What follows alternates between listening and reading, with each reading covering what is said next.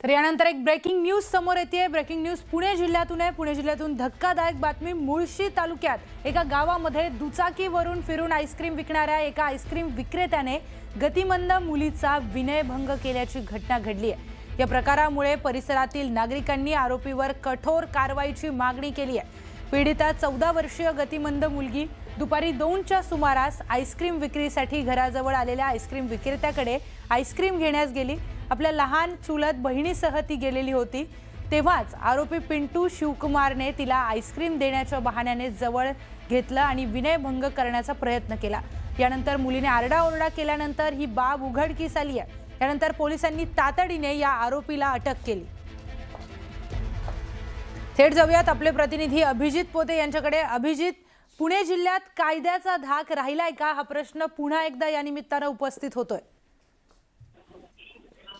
नक्कीच प्रियंका, पुण्यातल्या पौड पोलीस स्टेशनच्या हद्दीतील मुळशी तालुक्यात एका छोट्या गावातली ही घटना आहे। खरं तर ही घटना 28 एप्रिल रोजी घडलेली होती, पण ती घटना काल बाहेर आली आहे। कारण उत्तर प्रदेशचा हा परप्रांतीय एक आईस्क्रीम विकणारा खरं तर आरोपी आहे, ज्याने गावात आईस्क्रीम विकत असताना एक 14 वर्षाची अगदी लहान मतिमंद मुलगी त्याच्याकडे आईस्क्रीम घेण्यासाठी आली।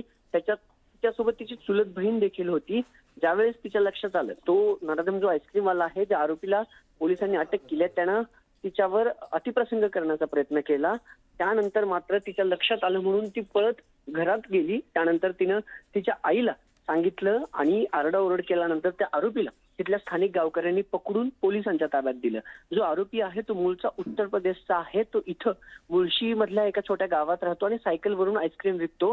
त्याला आता अटक जी आहे ती केलेली आहे। पोलीस कोठडी त्याला सुनावलेली आहे। पिंटू शिवकुमार असं या आरोपीचं नाव आहे आणि त्यावरती आता पॉक्सो अंतर्गत गुन्हा देखील जो आहे तो दाखल करण्यात आलेला आहे। आरोपी उत्तर प्रदेशचा असून इथं गेली 2 वर्ष राहिला होता। या आधीही त्यानं एका ठिकाणी एका मुलीवर लैंगिक अत्याचार करण्याचा प्रयत्न केला होता, अशी प्राथमिक माहिती आहे। त्याही वेळेस त्याला अटक झाली होती आणि त्याला त्या प्रकरणातून त्याला जामीन मिळाली होती। पुन्हा तो आईस्क्रीम विक्रेता आहे, पुन्हा त्याने असं करण्याचा प्रयत्न केलाय। यावेळी मात्र त्याला पौड पोलिसांनी बेड्या ज्या आहेत त्या ठोकलेल्या आहेत आणि आता त्या मुलीची वैद्यकीय तपासणी देखील करण्यात आलेली आहे। मुलगी मतिमंद होती म्हणून थोडीशी भीती जी आहे ती स्थानिक नागरिकांमध्ये होती, पण सुदैवानं त्या मुलीच्या वेळेत या सगळ्या गोष्टी लक्षात आल्या आणि ती पळत घराकडे गेली आणि म्हणून ती मुलगी त्या नराधमाच्या तावडीतून वाचलेली पाहायला मिळते। प्रियंका, निश्चितच अभिजित, धन्यवाद दिलेल्या सविस्तर अपडेटसाठी।